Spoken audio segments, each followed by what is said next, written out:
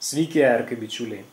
Šiandien pristatau jums jau ne naujieną, tačiau šiuo metu labai gerą kainą turinti planšetinį kompiuterį. Tai yra Prestigio firmos Multipad Visconti 3G. Šis kompiuteris išsiskiria iš kitų tuo, kad yra su Windows operacinė sistema. Ir tai yra Windows 8.1 operacinė sistema 64 bitų. Ir tai nėra RT versija, tai yra pilna versija praktiškai kaip ir tiesiog stacionariame arba nešiojamame kompiuteryje. Čia jūs galėsite diegti įvairias programas, tokias, kokias naudojate savo asmeniniuose kompiuteriuose. Tai yra didžiulis privalumas. Be to gausite licenciją Microsoft Office Home and Student 2013. Na, o apie techninius parametrus galiu pasakyti trumpai tiek, kad tai yra su Intel procesoriumi, tai Intel Celeron procesorius, kurio taktinis dažnis yra 1,6 GHz sparta ir tai yra 2 branduolių procesorius turintis 1 MB kešą. Čia taip pat yra įdiegti 2 GB RAM arba sparčiosios operatyvinės atminties. Baterija yra 4000 mikroampervalandžių ir jos turėtų užtekti apie 4-5 valandas darbo. Labai geras IPS technologijos ekranas, kurio įstrižainė yra 10,1 ir tai yra santykis 16:10. Taip pat jis yra jautrus 10 taškų iš karto, tai yra galima varijuoti su 10 pirštų. O rezoliucija yra 1280 su 800 taškų. Šalia Wi-Fi ryšio galimybių čia taip pat yra įdiegta ir 3G technologija, taigi galima ryšį gaudyti ir per mobilųjį tinklą. Mes turime kamerą, kuri yra 1 megapikselio, žinoma, aišku, G sensorius ir panašiai. Taip pat galima žiūrėti per išvestis ir video. Va, ir be abejo, čia yra dar didelis diskas. Tai lyginant planšetiniams kompiuteriams tikrai nemažas, netgi 64 GB. Be to galima dar prasiplėsti microSD kortelę dar 64 GB.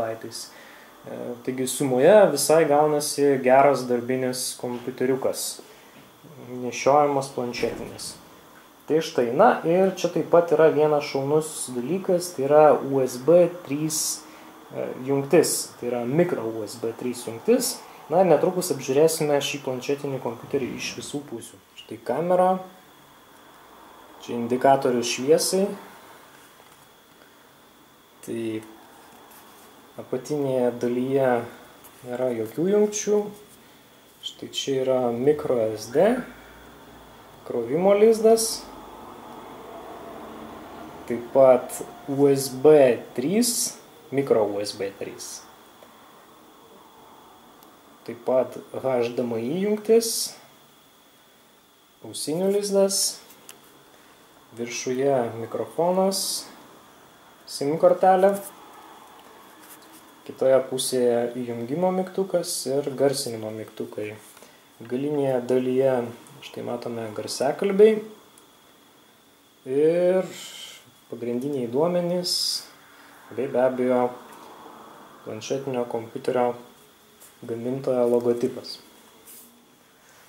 Dėžutės viduje viskas labai paprasta. Kroviklis, kuriam keičiasi antgaliai, europinės ir be abejo Britanijos.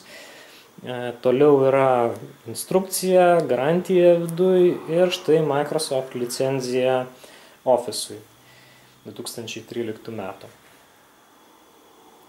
Ir pasižiūrėkime šiek tiek, kaip atrodo Windows operacinė sistema mūsų planšetinėme kompiuteryje. Štai yra visuotinė paieška, čia mes galime ieškoti visų pagrindinių dalykų, tarkime valdymo skydas, iškart mes matome pasiūlymus, pasižiūrime sistema, štai sistema, Ir kaip matote, tai yra 8.1 versija, štai yra procesoriaus pavadinimas, pagrindinis taktinis dažnis, tai yra vienas naujausių Intelio procesorių. Čia taip pat RAM kiekis, kaip matote, 64 bitų operacinė sistema ir 10 lietimo taškų palaikymas. Tai štai pagrindiniai duomenys dar kartelį. Ir kaip sakiau, darbastalio režime praktiškai galima naudoti visas normalias programas, tokias, kokios jums jos įprastos yra. Na ir pasižiūrėkime, ką gali mūsų normali operacinė sistema, kuri yra 64 bitų architektūros. Štai atsisiųsime programėlę, vieną populiariausių atvirojo kodo archyvavimo programėlių, kuri yra visiškai nemokama ir legali ir beje labai efektyvi. Tiesiog kaip demonstraciją aš jums įdiegsiu ją. Štai spaudžiame mygtuką vykdyti, atsisiunčia failiukas.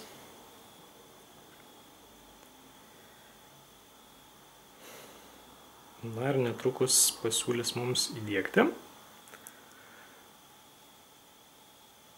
Štai spaudžiame Next. Sutinkame su licenzija. Na ir netrukus vyksta diegimas. Štai kaip sparčiai diegiasi programa. Ir kaip matote, tai yra 64 bitų normali intelinė architektūra.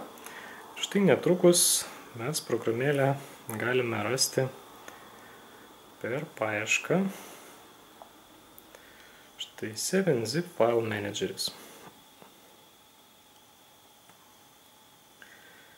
Kaip matote, programėlė puikiausiai įsidiegia, taigi tai, ką naudojate normaliai su savo operacinė sistema, tas programas galėsite naudoti ir čia. Žinoma, aišku, atsižvelgti reikia į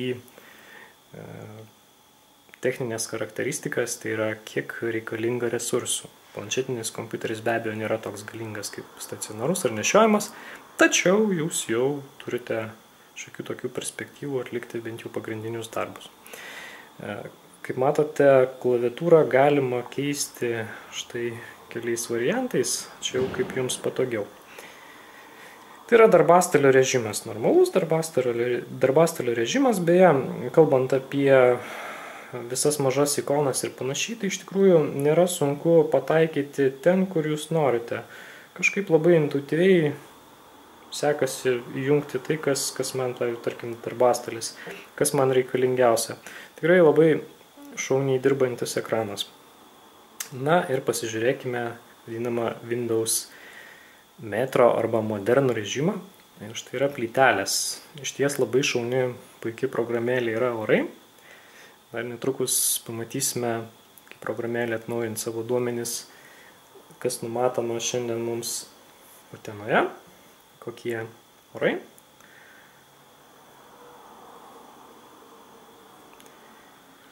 Štai. Taip, numatyta dabar yra 12 laipsnių ir mes galime pasižiūrėti valandų eigoje. Taip, bus iki maždaug 16 valandos 20 laipsnių šilumos ir neturėtų būti debesuota. Vėliau, atrodo, bus debesuota. Čia galime pažiūrėti video, kaip slenka debesis ir panašiai, ir įvairi statistika. Programėlės įsijungia štai tokį judesių žemyn. Tai yra Internet Exploreris būtent pilno ekrano režimu. Jis taip pat labai paprastai ir aiškiai dirbantis. Štai tiesiog galima paspausti vienas iš mėgstamiausių puslapių. Štai galima ir vėl surasti ARK prekybą.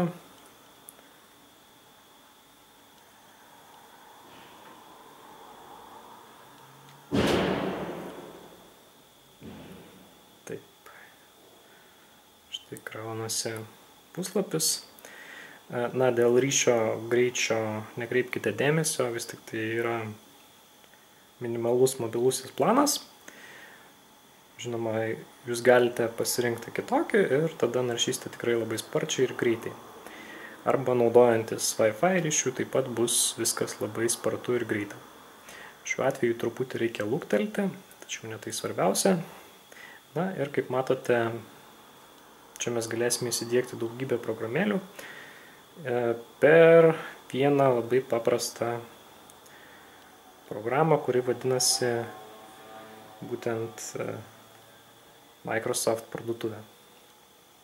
Štai čia jūs dabar galite ieškoti įvairių programų, programėlių.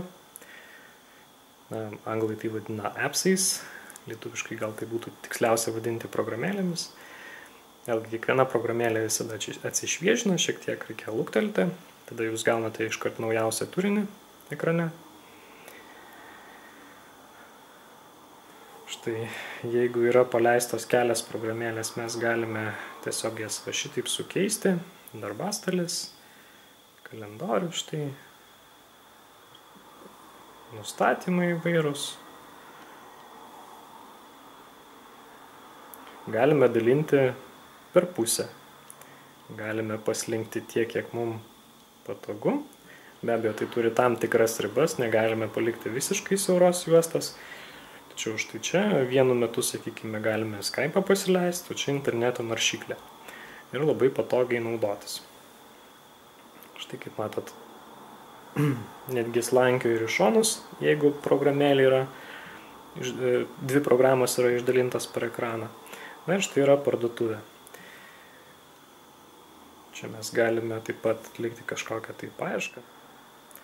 Shazam programėlė, vertinimas, yra štai įvertinimai. Toliau mūsų puslapis. Atkreipkite dėmesį, kaip efektyviai dirba grafikos variklis. Tiksliau, intelinė grafika. Štai kaip maloniai ir sparčiai. Galime išsididinti. Na, ARM procesoriai, nebent galbūt Tegra procesoriai, išties nelabai prilygsta. Išskyrus Tegra. Štai. Na, toks va puikus daiktas. Kiekvienam iš mūsų. Ir jį galite įsigyti be abejo pas mus parduotuvėje tikrai už dabar gerą kainą. Na, kaip matote, yra ofisas, tačiau jis aktyvuojasi. Aktyvuoti aš neketinu dabar. Kaip matote, dėželėje buvo raktas. Tiesiog jūs jį panaudotumėte ir aktyvuotumėte ofiso programą. Kągi, kviečiame užsukti ir įsigyti. Iki.